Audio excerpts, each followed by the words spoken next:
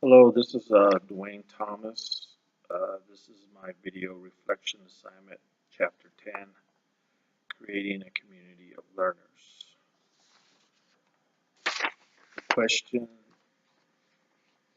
from the book that I got from the book is that chapter is how can a positive learning environment enhance student achievement? Basically, the book says that to be an effective teacher, you must provide a well-managed, safe, and orderly environment that is conducive to the learning of each student and where each student is shown respect.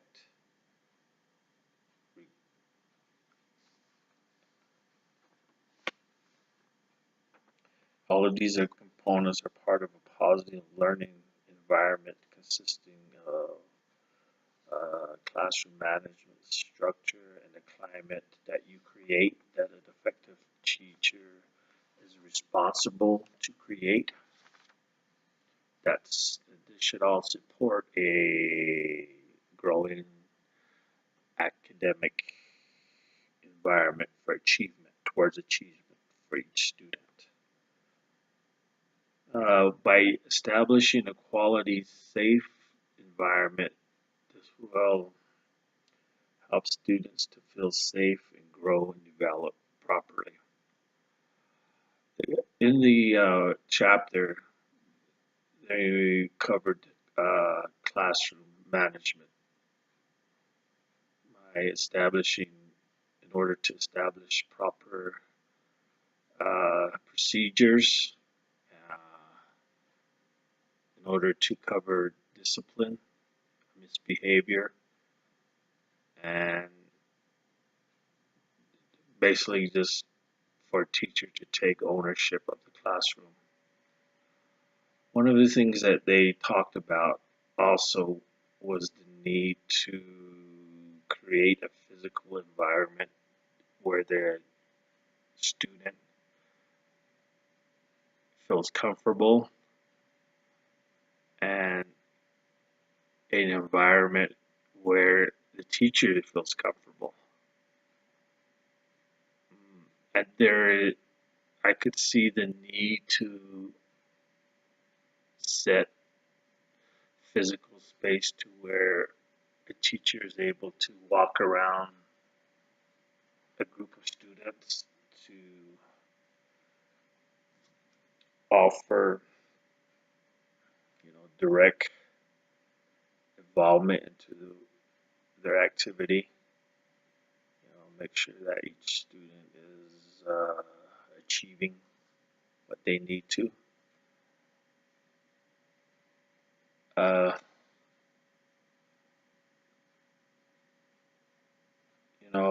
Here where I teach, organizing material is a priority for each of our classrooms. We're required to set our objectives in an area where each student, each person that comes in the classroom is able to view it. And having, organizing materials coherent in a logical, coherent manner. The chapter covered, communicating with students on a caring level. I could see that being important as a teacher.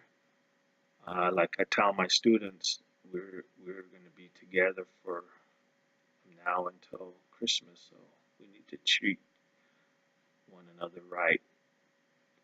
Teacher, student, and student. There needs to be a environment where we feel safe and be responsible and respectful towards one another. In the book, there was keys for successful classroom management. Um, One is the teacher It needs to set clear statements of problems. Use of body language, and be firm and be persistent when you want appropriate behavior from each of your students.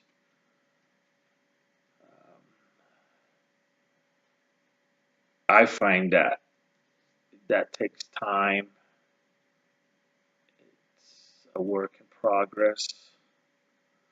I experienced a time where I felt that I had a handle on the management part of it. That felt good.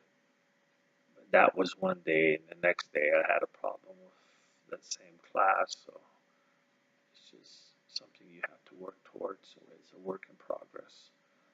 Uh, One of the things that we were told that is important is modeling for our students. Communicate them for effective instruction, our teaching methods, modeling what we want the children, the students to know. That's important. That was covered in the reading assignment. I have some notes here. Our interactions, important element of effective learning. We were been told that we have to use power words. Really use our verbiage according to how we're going to relate our information to where the student is able to understand, and less words so that we don't confuse them. That's important. In the book, they talked about constructivism and scaffolding, and that's what's based on understanding of how students construct meaning as they learn material. They also covered what psychologists have identified 3 types of memory used for processing information. One is sensory memory, working memory, and long-term memory. There's a part in the book where it gave an example of an algebra teacher providing instruction notes where he allows the students to write down that information, process it for a few, and then continue with his lecture. And I think that's where we allow processing for our students during lessons. It was a long chapter, and one of the things also covered is being part of the school, the climate that we have here, the environment that we have here, our employees that we work with here. We have weekly meetings here. We're a small school, so we all pretty much know almost all the students here. So we have a good working relationship as teachers. Have a good working relationship with our principal, and we have a lot of people from the district who visit our schools on a weekly basis. So we hold trainings, so we're giving feedback, and there's a development process going on here, to teach the students correctly. We're hoping to become a B school. That's a lot of work. having to deal with the community, uh, parents is important. We're having a parent-teacher night here this week, so I'm looking forward to that. Having to sit down and give feedback to, parents, letting them know what's important about each of the students here at Tohatchi Middle School. Communication is important. So that's all I have for this chapter.